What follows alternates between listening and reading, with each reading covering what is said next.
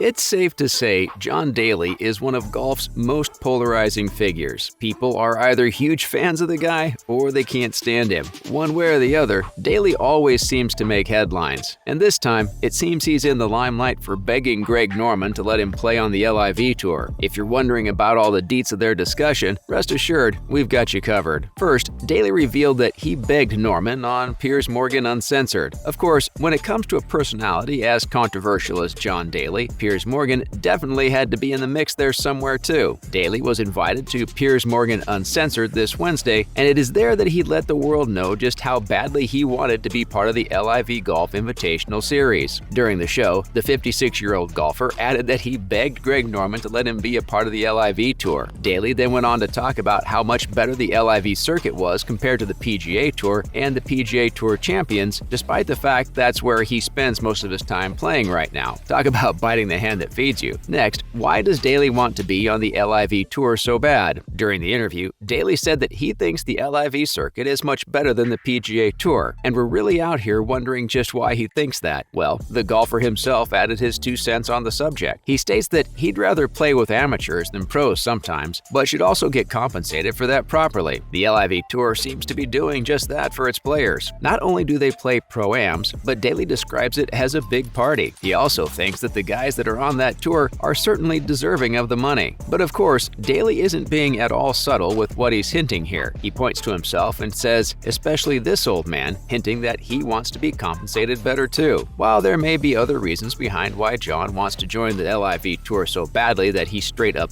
begged Norman for it, during the interview, it did come across like he was thinking about the cheddar more than anything else. Hey, we can't really blame the guy for chasing the bag. Earlier this year, the golfer and his son made headlines for signing a Hooters partnership. The multi-year partnership basically had both the golfers wearing Hooters clothing and hosting in-person events at restaurants. Do what you gotta do, Daly. Moving on, John calls the politics in golf so stupid. When you're on Piers Morgan Uncensored, you're bound to share some colorful opinions, and the controversial golf figure did just that. In response to Morgan mentioning a piece he wrote for the New York Post about the hypocrisy of morality in sports, Daly had some words to share. The 56-year-old golfer tells Piers not to talk about that, but ironically begins to add more on the subject himself. Daly says that PGA sponsors don't really want to be linked with the Middle East, mainly because of labor laws and stuff. He calls the politics involved in golfing quite stupid. He also took a dig at Nike by mentioning how their shoes are made by little 8-year-olds, stating that Piers may not want Daly to go into too much detail on that. Daly then adds the Prince of Saudi Arabia is a great guy because he's giving a lot of deserving golfers the money they need. Again, he points back to himself and sarcastically adds that, well, not everyone who's deserving is getting the cash, because he's not in the LIV circuit yet, of course. If any of the previous statements didn't make it clear just how badly he wants to be in the LIV circuit, this definitely should. Finally, how did Greg Norman respond to Daly? Daly admits that he's a bit too old and hints that after all that, Norman may not be inviting any more golfers to LIV. He stated that Greg says he's not doing any more, and that certainly must have stung Daly a tad bit. Not only did Daly have to beg the guy, but now he's out here at Piers Morgan Uncensored sharing his sob story. We don't really see Greg Norman coming around and letting Daly in, especially when the guy himself thinks he's a bit too old for the circuit. But you never know. Norman could make a rare exception to bring a, let's just say, colorful personality like Daly into LIV Golf. The ball is definitely in Norman's court right now.